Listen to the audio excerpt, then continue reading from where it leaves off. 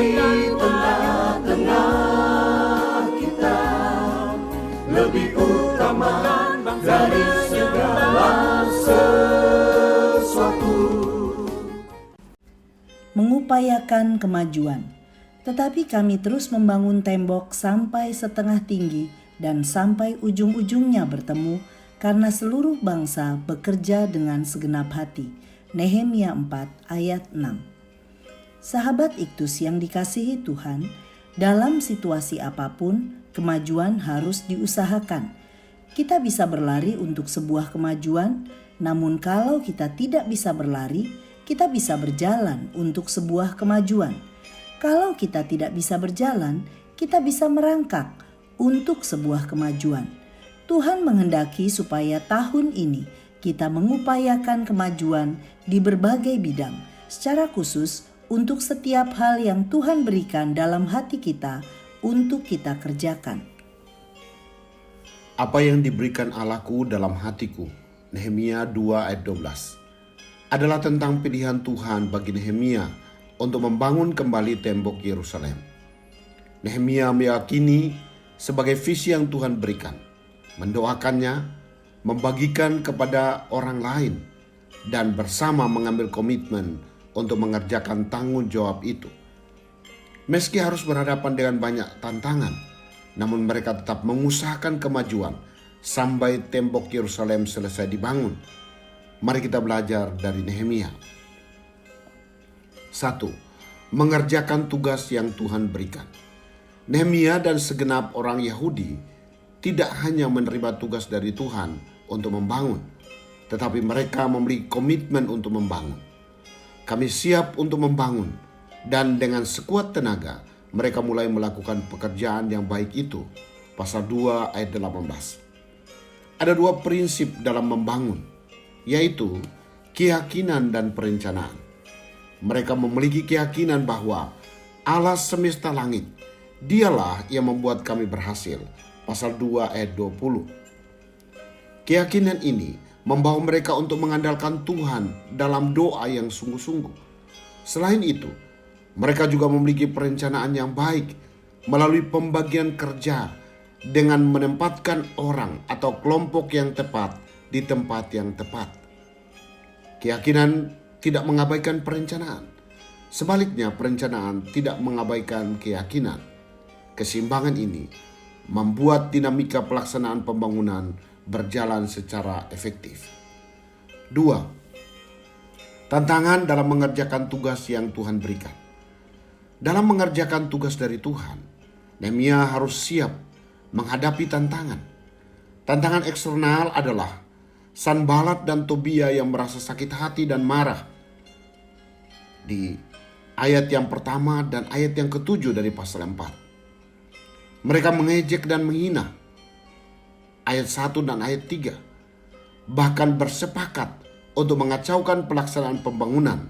Ayat 8. Mereka tidak senang melihat pekerjaan Tuhan maju dan berusaha menggagalkannya. Tantangan internal yang harus dihadapi adalah kekuatan para pengangkut sudah merosot, namun puing masih sangat banyak. Tak sanggup kami membangun tembok ini. Ayat 10. Perpaduan antara tantangan dari luar, yaitu serangan musuh, dan dari dalam, berupa tenaga yang makin merosot, membuat Nehemia dan umat Tuhan berada dalam situasi sulit dan nyaris putus asa. Tantangan seperti ini terus ada dan dialami oleh setiap orang yang mengerjakan tugas yang Tuhan berikan. 3. Mengupayakan kemajuan dari tugas yang Tuhan berikan. Nehemia dan umat Tuhan tidak menjadikan tantangan yang berat sebagai alasan untuk berhenti membangun. Mereka tetap mengupayakan kemajuan dengan melakukan dua hal, yaitu berdoa dan berusaha. Berdoa menjadi pertanda bahwa mereka ingat kepada Tuhan yang lebih besar dan dahsyat dari tantangan yang dihadapi. Ayat 14. Selanjutnya, mereka berusaha untuk terus membangun sambil berjaga-jaga. Tantangan tidak membuat mereka mundur, tetapi justru terus berusaha. Bahkan seluruh bangsa bekerja dengan segenap hati.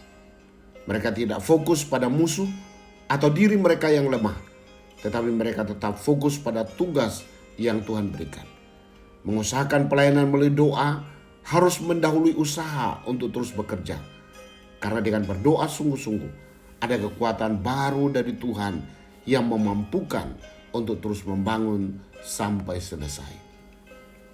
Sahabat Iktus yang dikasihi Tuhan, komitmen menjadi modal utama ketika kita mengerjakan pekerjaan bagi Tuhan.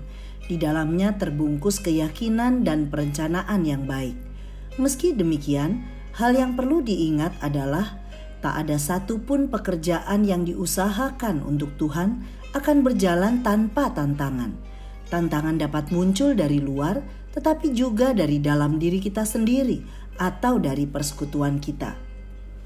Saya tidak akan mundur saat menghadapi tantangan dalam mengerjakan visi yang telah ditaruh Tuhan dalam hati saya.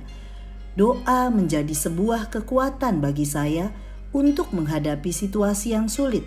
Selain itu, saya harus terus mengupayakan kemajuan dengan berfokus hanya kepada Tuhan. Saya meyakini bahwa Tuhan yang saya percayai dalam Yesus Kristus lebih besar dari segala tantangan yang saya hadapi. Pekerjaan Tuhan akan saya selesaikan bersama Tuhan Yesus yang memberi kekuatan kepada saya. Sahabat Iktus, tugas apa yang dipercayakan Tuhan kepada saya saat ini? Apakah saya telah melakukannya dengan keyakinan dan perencanaan yang tepat? Tantangan apa yang saya hadapi dalam mengerjakan pekerjaan Tuhan? Sudahkah saya berdoa dan mengupayakan kemajuan dalam mengerjakan tugas itu? Tuhan Yesus, saya bersyukur untuk tugas yang telah Tuhan taruh dalam hati saya untuk saya kerjakan. Saya akan melaksanakan tugas ini dengan penuh keyakinan akan penyertaan-Mu dan merencanakannya secara maksimal. Saya tahu bahwa ada banyak tantangan yang akan saya hadapi ke depan.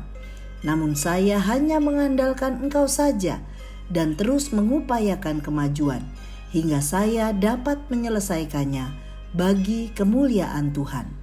Amin. Dalam keadaan apapun, kemajuan harus terus diupayakan dengan mata tertuju kepada Tuhan. Kristus ada di tengah-tengah kita, lebih utama dari segala sesuatu. Kristuslah yang harus ku beritakan hingga datangmu Kristus.